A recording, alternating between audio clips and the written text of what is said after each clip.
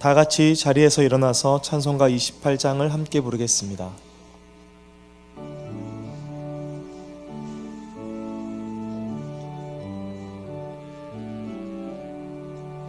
복의 근원 강림하사 찬송하게 하소서. 한량없이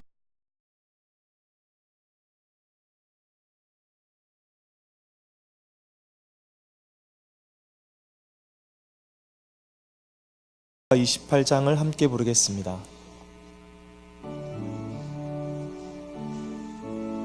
그 사랑을 항상 찬송합니다. 주의 크신 도움받아 이때까지 왔으니 이와 같이 천국에도 이르기를 바라네.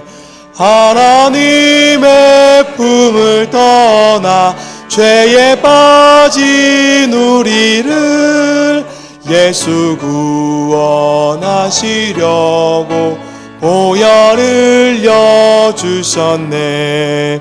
주의 귀한 은혜 받고 일생 빚진 자 되네. 주의 은혜 사슬 되사 나를 굳게 매소서. 우리 마음은 연약하여 범죄하기 쉬우니 하나님이 받으시고 천국인을 지소서. 아멘. 전능하사 천지를 만드신 하나님 아버지를 내가 믿사오며 그 외아들 우리 주 예수 그리스도를 믿사오니 이는 성령으로 잉태하사 동정녀 마리아에게 나시고 본디오 빌라도에게 고난을 받으사 십자가에 못 박혀 죽으시고 장사한 지 사흘 만에 죽은 자 가운데서 다시 살아나시며 하늘에 오르사 전능하신 하나님 우편에 앉아 계시다가 저리로서 산 자와 죽은 자를 심판하러 오시리라. 성령을 믿사오며 거룩한 공예와 성도가 서로 교통하는 것과 죄를 사하여 주시는 것과 몸이 다시 사는 것과 영원히 사는 것을 믿사옵나이다. 아멘.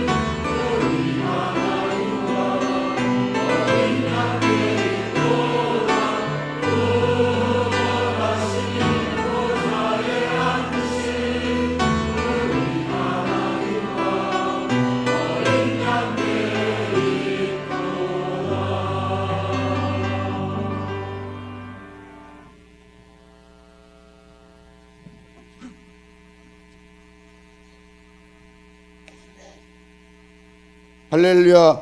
하나님 아버지 감사합니다. 오늘 또 저희들을 하나님의 자녀로 구별하여 주시고 주님을 예배하게 하시니 감사합니다. 죄로 죽을 수밖에 없던 우리를 구원하시기 위해 십자가에 피 흘려 죽으시고 부활하시고 다시 오심을 약속하신 그 말씀을 믿음으로 거룩하신 주님 앞에 나와 찬양과 기도와 말씀으로 예배하며 영광 올려드리게 하시니 감사드립니다. 예배 가운데 거룩하신 주님을 만나기를 소원합니다. 우리 안에 있는 모든 죄를 낱낱이 고백해 가시고 우리 죄를 사하시며 모든 불의에서 우리를 깨끗하게 하시는 주님, 주님의 보혈로 우리를 덮어주시고 우리의 죄를 용서하여 주시옵소서. 주님께서 주실 은혜를 담을 수 있는 깨끗한 그릇이 되게 은혜 베풀어 주시옵소서. 우리를 향한 한없는 사랑과 은혜로 이 땅에 하나님을 경외할 터전으로 가정을 세워주시고 친히 임하셔서 저희를 만나주시고 평안을 주시니 감사드립니다. 우리 가정들 가운데 아직 예배 가운데 거룩하신 주님을 만나기를 소원합니다.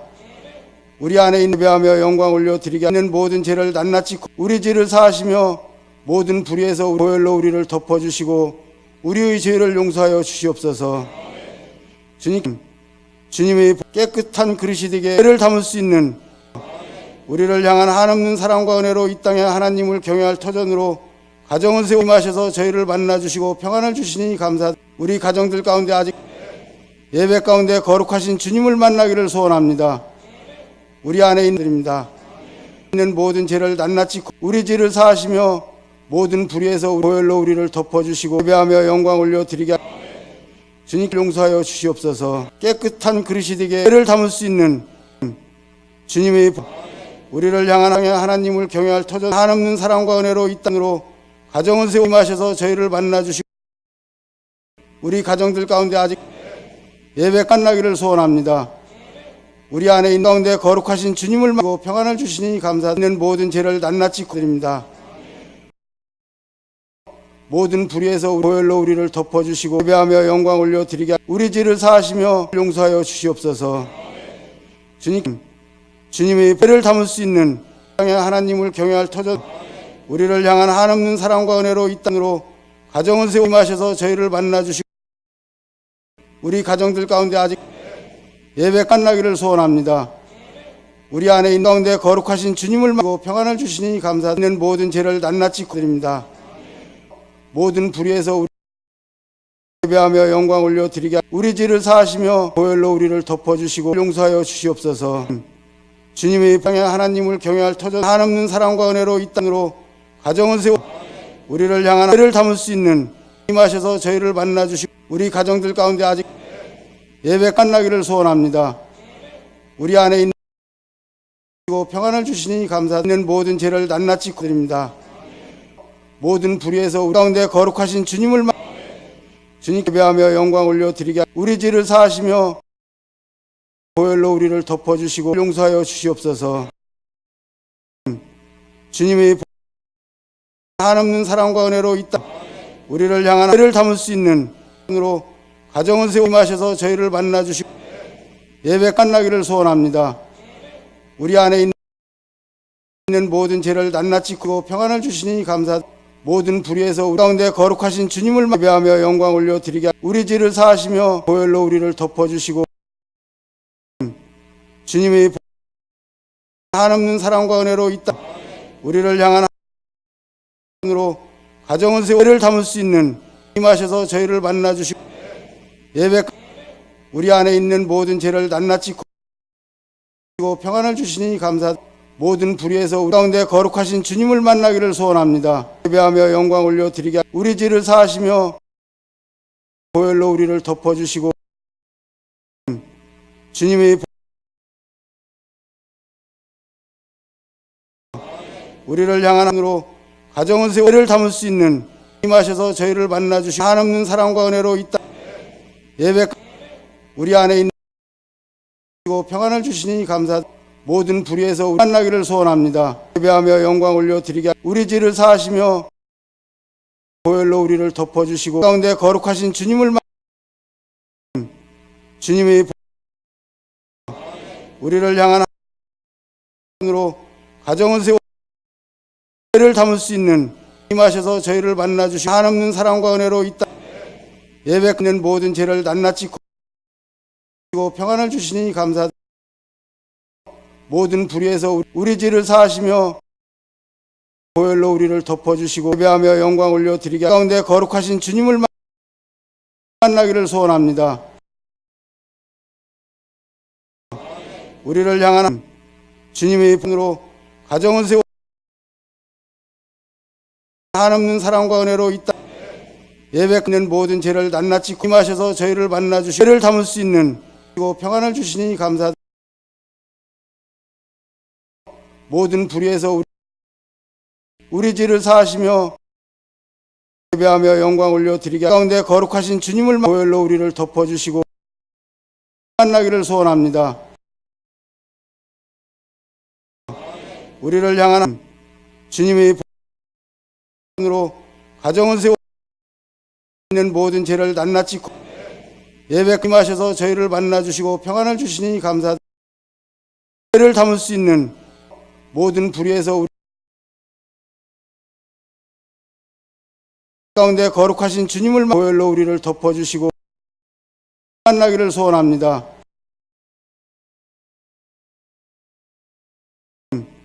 주님의 우리를 향한 으로 가정을 세워 예배 금하셔서 저희를 만나주시는 모든 죄를 낱낱이 구고 평안을 주시니 감사드립니다. 모든 불의에서 우리 가운데 거룩하신 주님을 보혈로 우리를 덮어주시고 만나기를 소원합니다. 죄를 담을 수 있는 우리를 향한 주님의 분으로 가정을 세워 예배 그리고 평안을 주시니 감사드립니다. 있는 모든 죄를 낱낱이 모든 불의에서 우리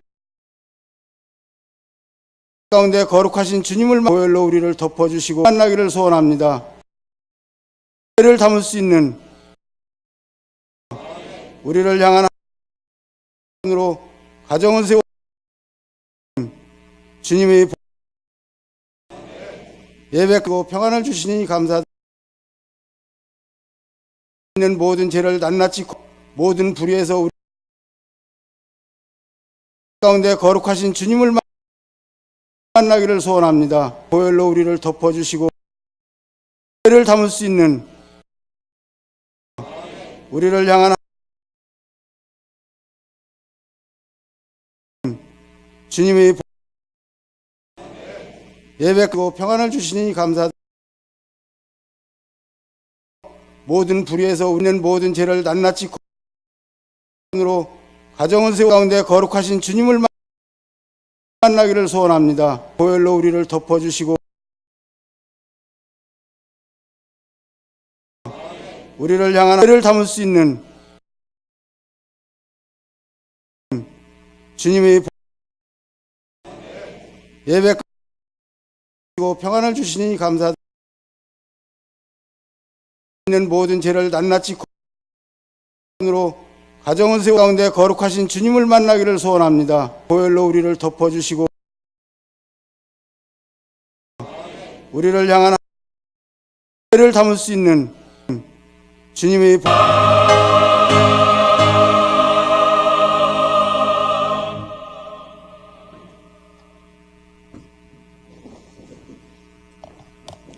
오늘 우리에게 주신 하나님 말씀은 사도행전 5장 27절에서 32절까지의 말씀입니다.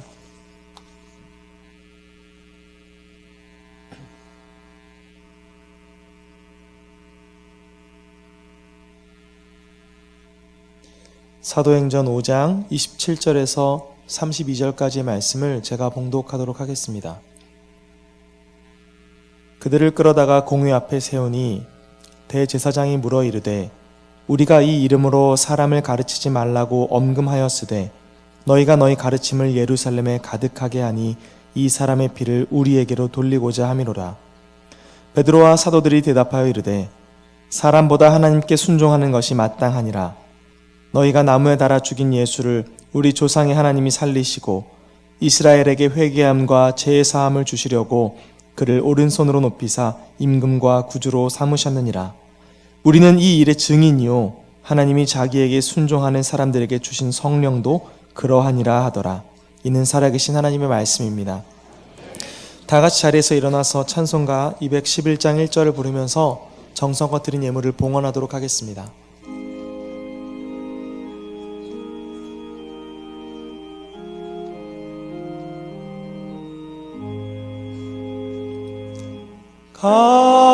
값비싼 향유를 주께 막달라 마리아 본받아서 향기로운 산재물 주님께 바치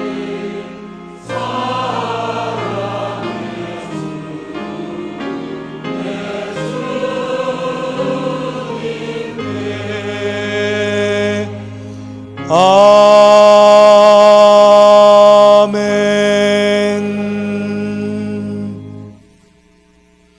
사망 권세를 이기시고 부활하신 주님을 찬양합니다.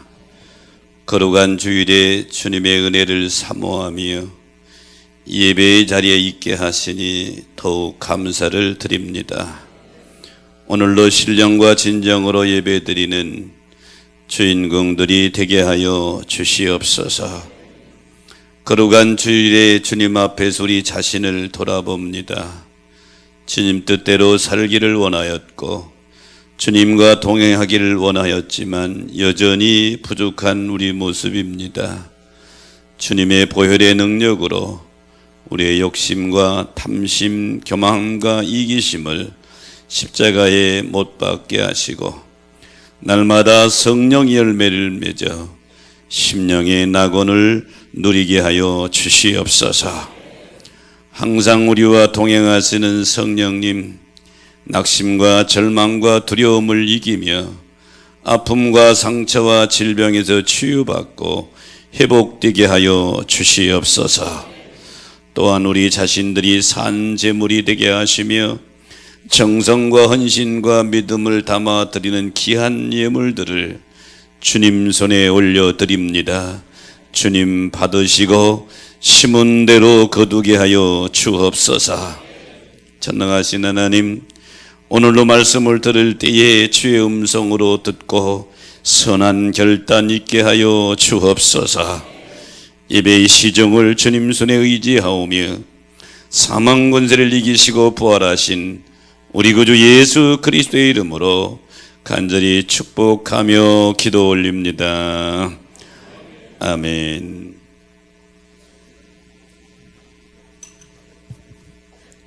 네, 새로 등록하신 분이 있네요. 송인숙 집사님이 인도했습니다. 바라바는 최병환 권사님 수고해 주시고요. 우리 서동석 성도님 손만 들어주실까요?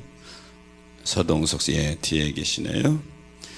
김영애 성도님 인도했습니다. 바라바는 김춘수 장로님 수고하시고요. 우리 김연경 성도님 손만 들어주실까요? 김연경, 예, 이쪽 계시네요. 환영하는 노래 한번 부탁합니다.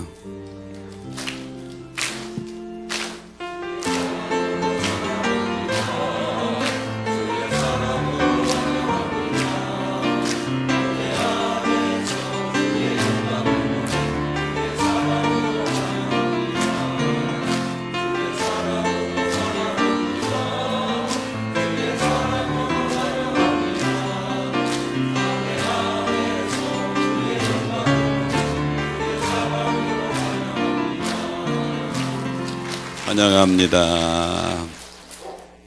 준비된 동영상 한번 보고 말씀 전하겠습니다.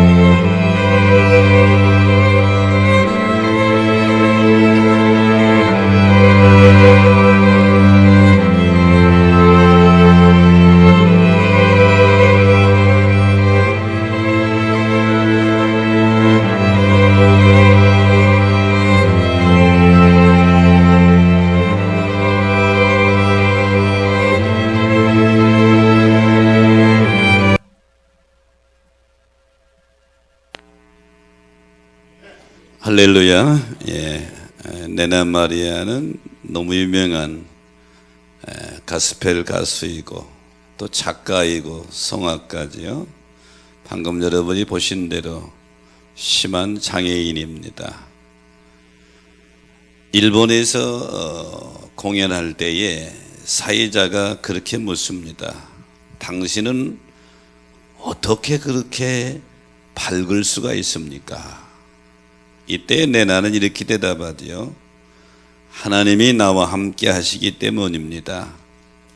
하나님은 내 삶을 움직이고 계시며 내가 필요한 것을 채우시며 또 내 곁에서 나를 위로하시고 내게 새 힘을 주십니다. 그러면서 그녀는 한마디 말을 덧붙입니다.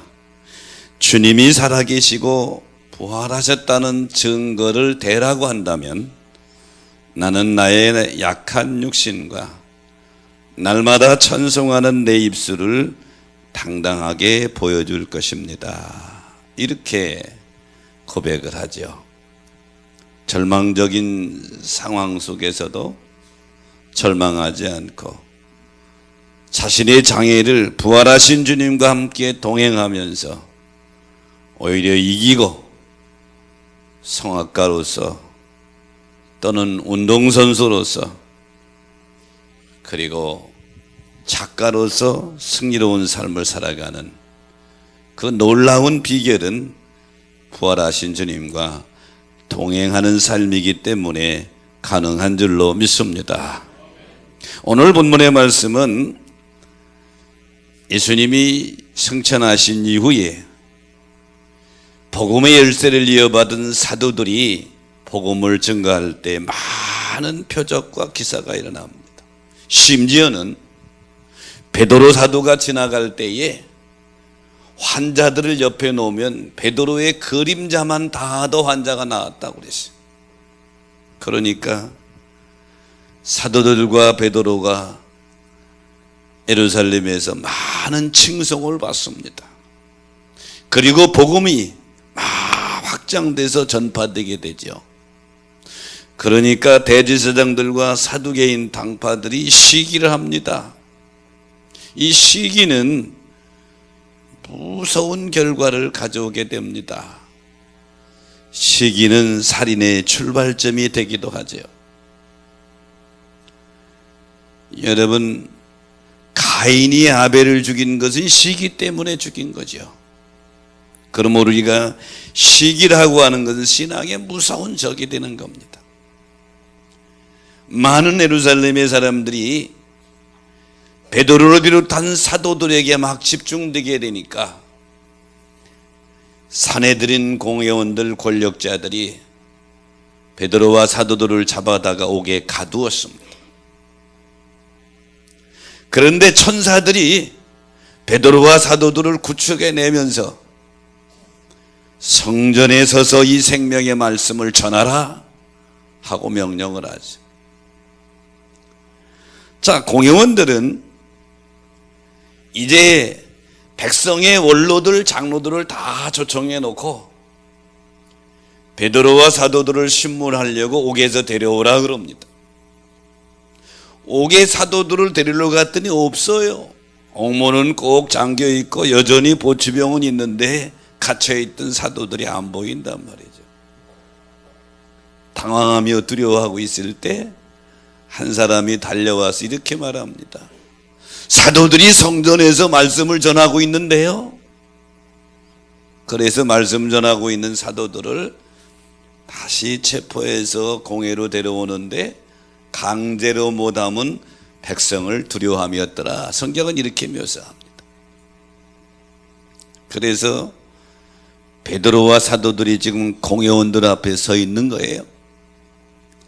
이 사내들인 공회원들이 누굽니까? 72명으로 된 유대 사내들인 공회원은 유대 사회에서 최고의 권력자들입니다. 입법, 사법, 행정의 모든 권한을 가지고 있는 자들이 이들이에요. 우리 국회의원들과는 비교가 안 되는 아주 권력자들입니다. 이들이 바로 예수님을 십자가에 못 박은 것입니다. 예수님을 십자가에 못 박아 죽었는데 베드로 정도 하나는 아무것도 아니란 말이에요. 죽음이 도사리고 있는 공회원 앞에서 대제사장이 신문에 대하여 베드로가 설교하는 내용이 본문의 말씀의 내용입니다. 저는 오늘 본문의 말씀을 가지고 공회 앞에서 베드로의 설교하는 제목을 잡았는데요. 공회 앞에서 베드로의 설교의 첫 번째는 사람보다 하나님께 순종하는 것이 마땅하다, 이렇게 설교하죠. 오늘 보면 29절에 보니까 베드로와 사도들이 대답하여 이르되 사람보다 하나님께 순종하는 것이 마땅하니라. 대제사장이 너 왜 우리가 전하지 말라고 하는 말씀을 전했느냐? 왜 예수를 전했느냐 그랬더니 베드로가 답변하는 것입니다. 여기 사람에게 순종하는 것은 뭐냐? 공회원들이 복음 전파를 금지했습니다. 사도행전 4장 18절에 보면 이 베드로를 잡아다가 경고하면서 도무지 예수의 이름으로 말하지도 말고 가르치지도 말라. 이게 사람의 경고예요. 그런데 안 하고 있으면 사람에게 순종하는 거란 말이죠. 그런데 하나님께 순종하는 것은 뭐냐? 계속 복음 전파래요. 사도행전 5장 19절로 20절에 보면 주의 사자가 밤에 옥문을 열고 끌어내어 이르되 가서 성전에 서서 이 생명의 말씀을 다 백성들에게 말하라. 베드로와 사도는, 공회원들, 대제사장들은 예수의 이름으로 말하지도 말고 가르치지도 말라고 그랬는데 하나님은 주의 사자를 보내서 성전에 가서 이 생명의 말씀을 다 말하라.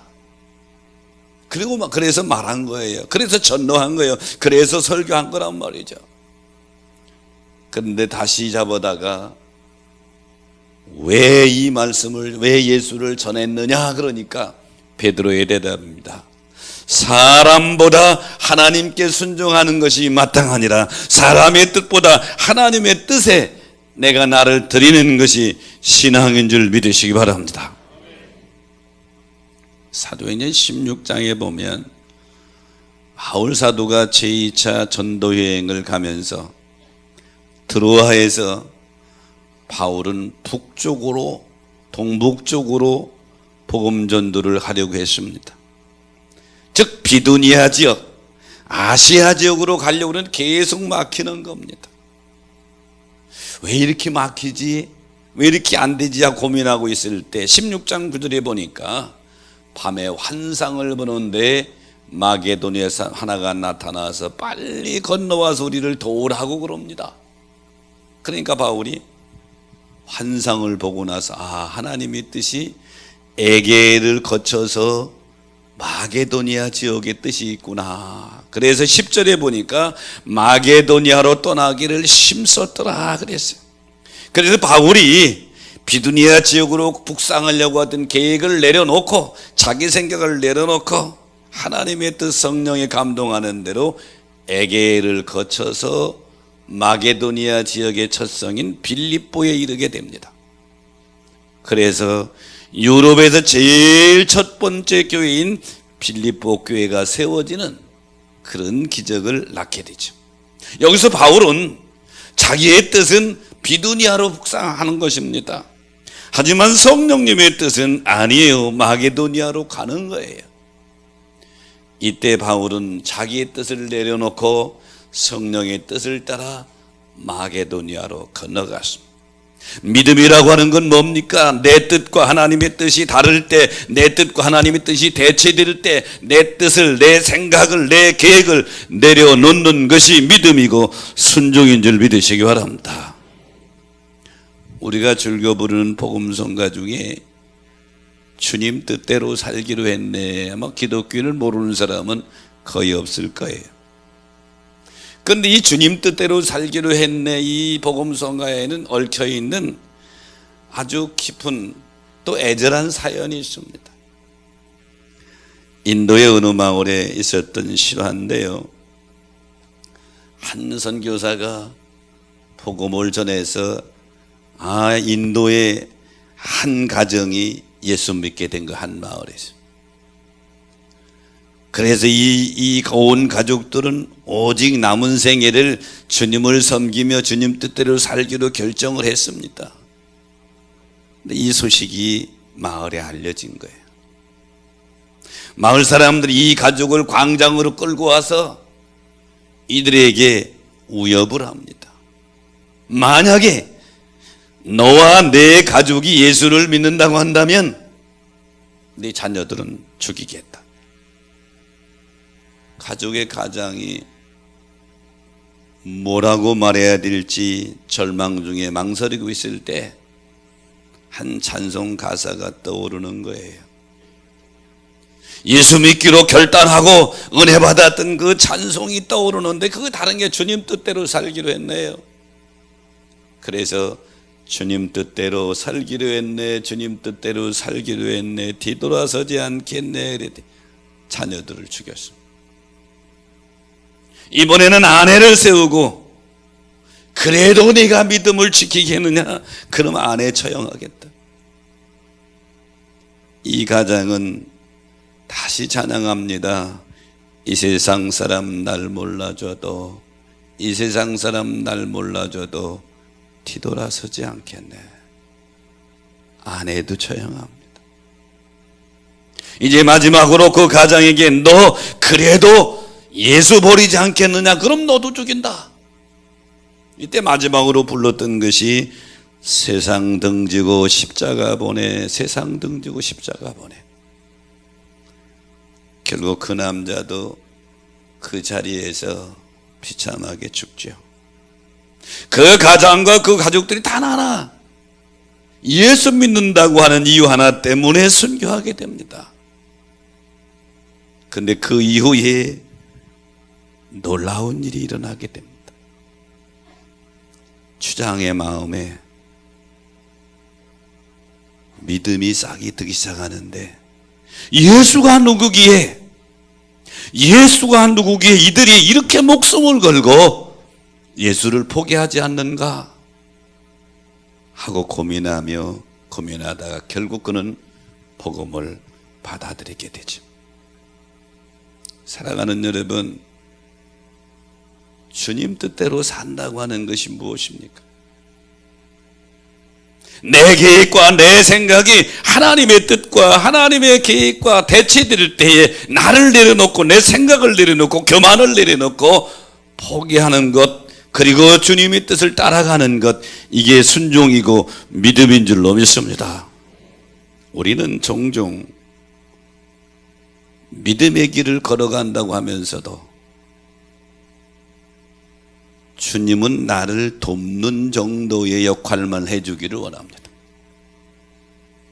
내 계획은 이것이 분명합니다. 난 이렇게 해야 합니다. 꼭 이걸 이루어야 됩니다. 주님 도와주시옵소서. 주님을 헬퍼 정도로만 인정하려고 그런다 이 말이죠. 우리 주 예수 그리스도가 여러분에게 헬퍼 돕는 자가 아니라 여러분에게 임금과 구주가 되시기를 주의 이름으로 축원합니다. 이게 믿음인 거예요.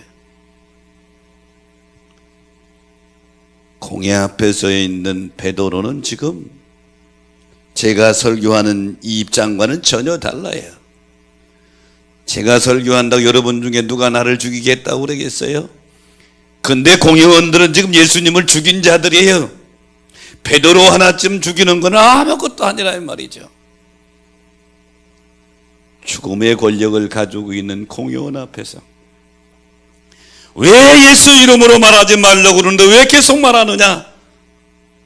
이 협박에 대하여 베드로가 사람에게 순종하는 것보다 하나님께 순종하는 것이 마땅하니라, 이게 믿음인 줄 믿으시기 바랍니다.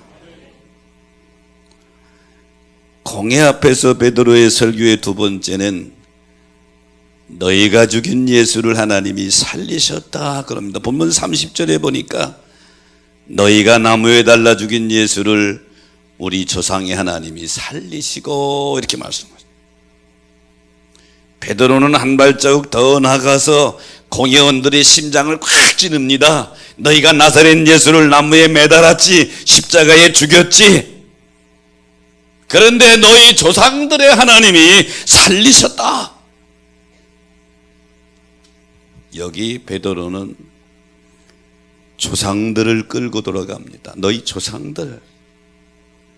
그럼 조상들 유대인들은 하나님과 언약을 맺은 구원의 약속을 믿는 사람들입니다. 메시아를 믿는 사람들입니다. 메시아를 고대하는 사람입니다. 그 메시아를 너희가 죽였다. 하지만 하나님이, 우리 조상들의 하나님이 살리셨다. 예수의 부활은 이제 거역할 수 없는 사실이다. 베드로의 설교의 핵심은 너희가 죽인 예수는 하나님이 살리셔서 사망 권세를 이기시고 부활하셨다. 예수 부활하신 건 믿으시면 아멘 하십시다. 요한복음 20장에 보면 막달라 마리아가 부활하신 예수님을 만나는 장면이 기록되어 있습니다. 막달라 마리아는 예수의 시체가 도난당한 줄 알고 슬피 울고 있을 때 천사가 그에게 나타납니다. 20장 13절로 14절에 보면 천사들이 마리아에게 어찌하여 우느냐. 마리아는 사람들이 예수를 시체 옮겨간 줄 알고 내 주님이 옮겨다 어디 있는지 나 모릅니다. 그래서 우는 거예요. 이 말하고 뒤를 돌이켜보니 예수께서 서신 것을 보았으나 부활하신 예수님 마리아 뒤에 서 계신데 몰라보는 거예요. 예수님이 부활하신 자신을 못 알아보는 마리아에게 누구를 찾느냐고 물으시지요. 그러니까 이 마리아는 부활하신 예수님이 등산지기인 줄 알고 시체를 어디다 옮겨놓았으면 좀 알려주시지요 그러죠. 예수님이 다시 한번 마리아를 부릅니다. 마리아야. 그런데 그때서야 마리아의 눈이 열려서 16절로 17절에 보니까 마리아가 예수님을 알아보고 예수님께 나오면요 납비요 하고 부르죠. 나를 붙들지 말라. 내가 아직 아버지께 올라가지 않았다. 예수님은 무덤에서 울고 있는 막달라 마리아에게 친히 당신을 보여주시면서 부활의 사실을 일깨워 주기죠. 그 마리아가 베드로에게 달려가서 예수 부활했다, 예수 살아나셨다. 베드로 다시 무덤에 달려가서 부활하신 예수를 만나게 되고 부활하신 예수를 확인하게 되고 그리고 증언하게 되는데 오늘 공회원들 앞에서 다시 한번 증언하는 겁니다.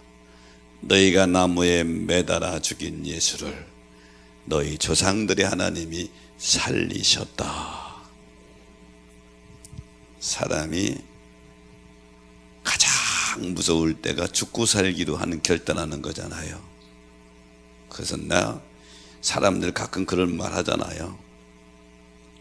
죽기 살기로 하는 것, 죽음을 앞에 두고 결단하는 게 가장 무섭단 말이에요. 근데 여러분, 베드로는 지금 죽음이 무서운 게 아니에요. 내가 죽으면 예수님처럼 나도 사망 권세를 이기시고 언젠가는 살게 될 것이다. 그러니 죽음이 무서운 게 아니에요. 그리스도인들에게 가장 큰 위로와 위안과 힘이 되는 것은 부활신앙인 줄 믿으시기 바랍니다. 부활신앙이란 말이죠. 러셀 코웰이라는 사람은 미국 시민전쟁 때 대령이었습니다. 군인이었죠. 대령이면 지휘관이고 연대장쯤 됩니다. 노예해방운동을 다른 말로 시민전쟁이라고 그러는데요. 그런데 전쟁이 패전으로 기울자 지휘도를 버리고 도망가 버렸습니다. 연대장이 도망가서 얼마나 창피한 일이에요. 자괴감이 들어서 내가 살아서 뭐하나, 그래가지고 닝이라는 소년에게 자신의 칼을 가져오도록 명령합니다. 이 닝이라는 소년은 이 연대장의 칼을 가지고 갖다 드리는 과정 속에서 총을 맞게 되죠. 천막에 들어와서 칼을 받치고 마지막으로 눈을 감기 전에 이런 말을 합니다. 나는 죽음이 두렵지 않습니다. 부활하신 예수님께서 지금 나와 같이 계시기 때문입니다. 그러기에 나는 죽음을 조금도 두려워하지 않습니다. 무신론자였던 코엘은 어린 소년의 시체 앞에서 절규합니다. 오 주여, 이 어린이 앞에서 나는 어떻게 하면 좋겠습니까? 주여, 이 어린이가 찾는 하나님이 누구십니까? 하나님을 위해서 내가 무엇을 하겠습니까? 절규하게 되죠. 그 후에 코엘은 크게 깨닫고 자신의 몸을 하나님께 바치기 위해서 신학을 공부합니다. 자기 전 재산을 털어서 신학교를 세운 그것이 바로 골든 코엘 신학원입니다. 예수 부활 신앙이 닝이라는 한 소년의 죽음도 극복하게 하고, 닌이라는 소년의 영향을 받았던 코엘이 부활의 주님을 경험하고 인생의 전환점이 된 것이죠. 오늘 본문 공회원들 앞에 설교하는 베드로는 이렇게 강한 사람이 아니에요. 조그만 계집종 앞에서 예수 모른다고 부활했던 사람이, 부인했던 사람이 베드로입니다. 베드로가 어떻게 이렇게 강한 설교를 하고 강한 사람이 됐느냐? 부활하신 예수님을 눈으로 봤고 경험했고 모시고 살기 때문인 줄 믿으시기 바랍니다. 그러므로 사랑하는 여러분, 우리가 어려운 이 세상에서 여러 가지 환경을 만나서 내 마음을 억누르고 내 마음을 분노케 하고 내 마음을 뒤집어 놓는 많은 일들이 일어났는데 어떻게 내가 그것을 이길 수 있느냐? 부활하신 예수 그리스도와 함께 살면 가능한 줄로 믿습니다. 부활하신 예수 그리스도. 그래서 베드로는 지금 자기를 죽이려고 하고 있는 공회원들 앞에서 예수님 부활하셨다.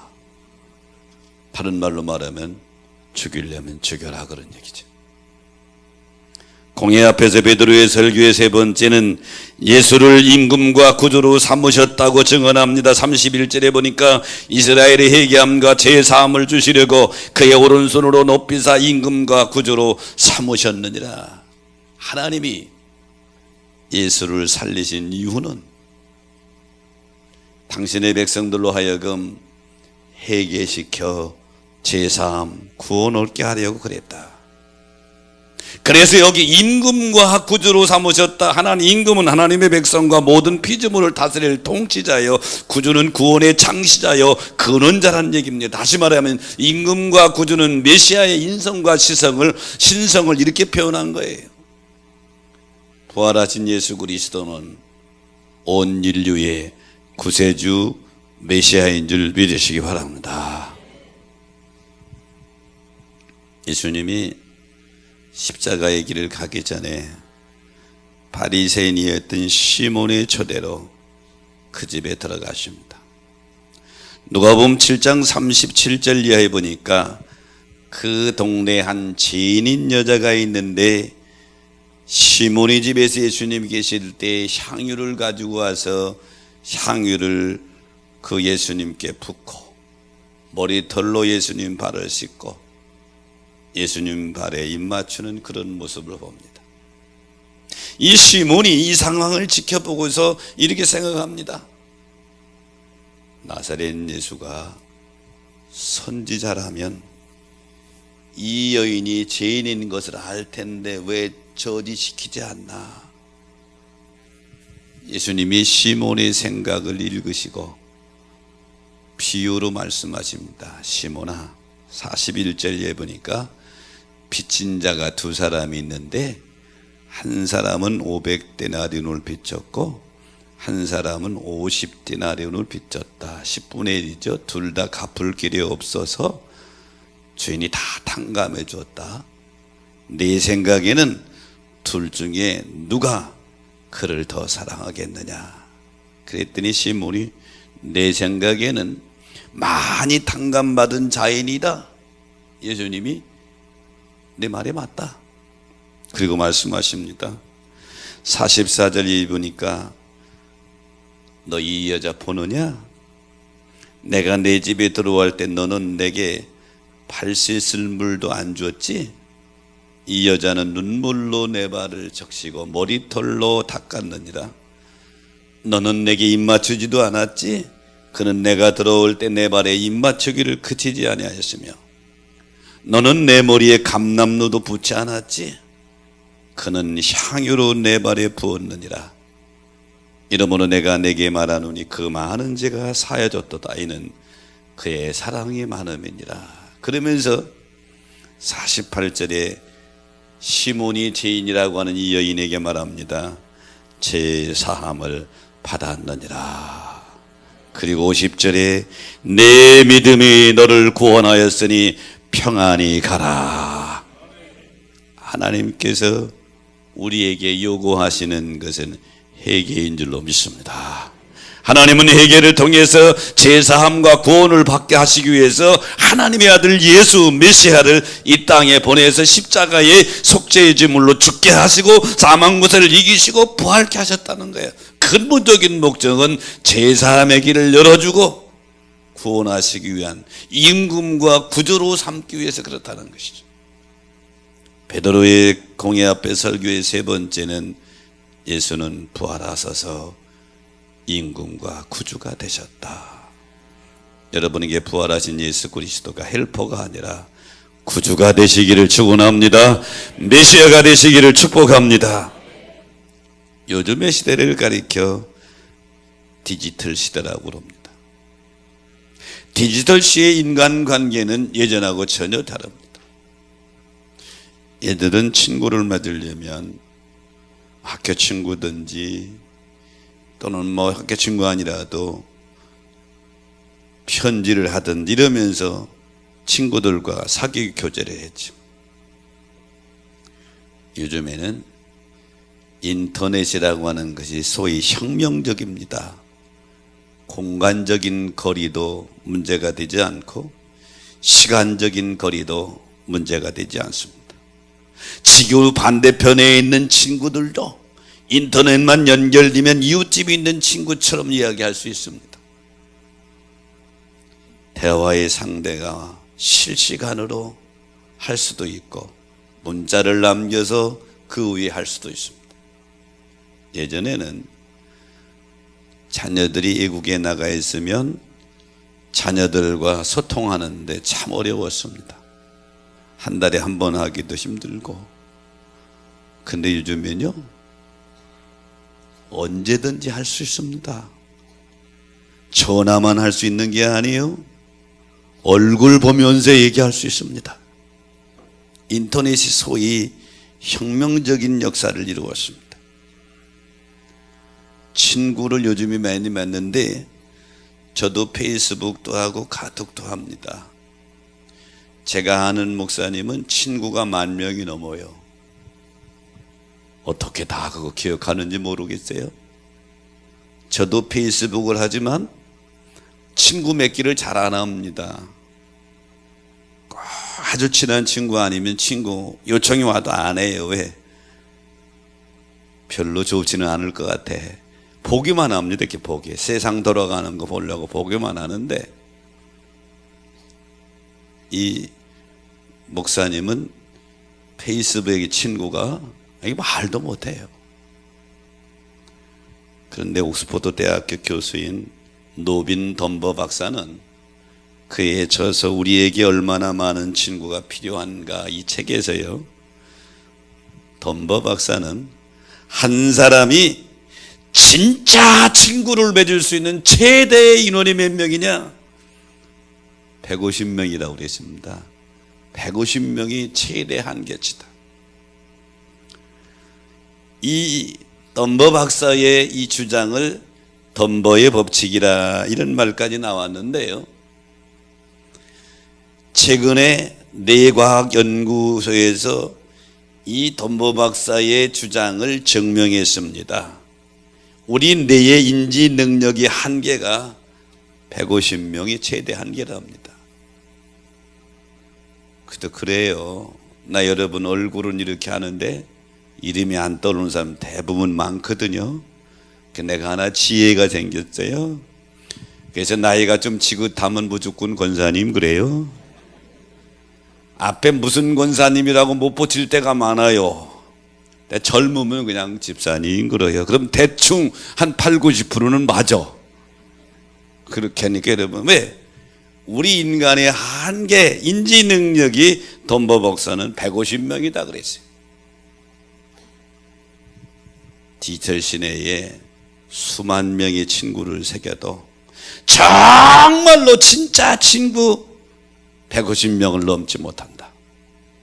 그런데 그리스도인에게 진짜 좋은 친구 인맥은 부활하신 예수 그리스도인 줄로 믿습니다. 부활하신 예수 그리스도가 진짜 우리의 영원한 친구이고 가장 중요한 인맥이라 말이죠. 사업에 성공하려면 철친한 동업자가 있어야 되고, 신앙에 성공하려면 진실한 믿음의 동역자가 있어야 되고, 영생을 얻으려면 부활하신 예수 그리스도가 나의 주인이 되어야 될 줄로 믿습니다. 이게 성도의 진짜 인맥이란 말이죠. 말씀을 정리합니다. 공회 앞에서 베드로 설교하는 이 설교의 장소는 죽고 살 수 있는 결정이 날 수 있는 장소입니다. 그런데 죽음이 도사리고 있는 공회 앞에서 베드로는 사람보다 하나님께 순종하는 것이 마땅하다. 이 말은 죽일 테면 죽여라 그런 얘기예요. 두 번째는 너희가 죽인 예수를 하나님이 살리셨다. 나는 부활의 증인이다. 예수 부활하셨다. 그 예수를 세 번째는 하나님이 임금과 구주로 삼으셔서 우리의 메시아가 되게 하셨다. 부활하신 예수 그리스도가 여러분의 영원한 구주, 임금과 구주가 되셔서 여러분의 삶의 주인 되시기를 주의 이름으로 축원합니다. 자, 말씀 생각하시면서 우리 찬양하면서 결단합니다.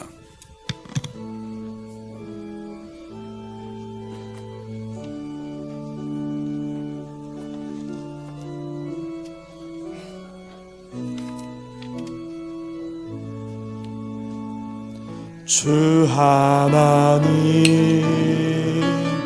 독생자 예수 날 위하여 오시었네.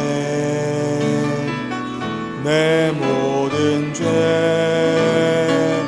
다 사하시고 죽음에서 부활하신 나의 구세주, 살아계신 주, 나의 참된 소망, 걱정 근심 전혀 없네. 사랑의 주내 갈 길 인도하니 내 모든 삶의 기쁨 늘 충만하네. 주 안에서 거듭난 생명 도우시는 주의 사랑 참 기쁨과 확신 가지고 주님께 내 도우심을 믿으며 살리. 살아계신 주 나의 참된 소망 걱정 근심 전혀 없네. 사랑의 주내 갈 길 인도하니 내 모든 삶의 기쁨 늘 충만하네. 그 언젠가 주 뵐 때까지 주를 위해 싸우리라. 승리의 길 멀고 험해도 주님께서 나의 앞길 지켜주시리. 살아계신 주 나의 참된 소망 걱정 근심 전혀 없네. 사랑의 주 내 갈 길 인도하니 내 모든 삶의 기쁨 늘 충만하네. 살아계신 주 살아계신 주 나의 참된 소망 걱정 근심 전혀 없네. 사랑의 주 내 갈 길 인도하니 내 모든 삶의 기쁨 늘 충만하네. 사망 권세를 이기시고 부활하신 주님을 찬양하며 우리 나그네 일생길에 크고 작은 많은 풍파를 주님과 함께 극복하고 승리케 하여 주시옵소서. 지금 베드로 사도는 죽고 사는 결정을 하는 공회원들 앞에 섰습니다. 왜 예수의 이름으로 전하느냐는 신문에 대하여 사람에게 순종하는 것보다 하나님께 순종하는 것이 마땅하니라. 너희가 나무에 매달아 죽인 예수를 하나님이 살리셨다. 그 예수는 하나님 임금과 구주로 삼으셔서 우리의 구세주 메시아가 되게 하셨다. 부활신앙으로 무장한 베드로의 고백과 증언을 보면서 우리도 나그네 인생 살아갈 때에 내 힘으로는 세상을 이길 수 없습니다. 내 힘으로는 시련과 환난을 넘어갈 수 없습니다. 부활하신 주님과 동행하며 부활하신 주님이 주시는 힘으로 승리케 하여 주시옵소서. 지금은 우리 구주 예수 그리스도의 은혜와 하늘아버지의 크신 사랑하심과 성령님의 감동 감화 역사 축복하심이 오늘 저 앞에 나와 예배드리고 선한 결단하고 돌아가는 성도들에게 함께 하시기를 간절히 축원하옵나이다. 아멘.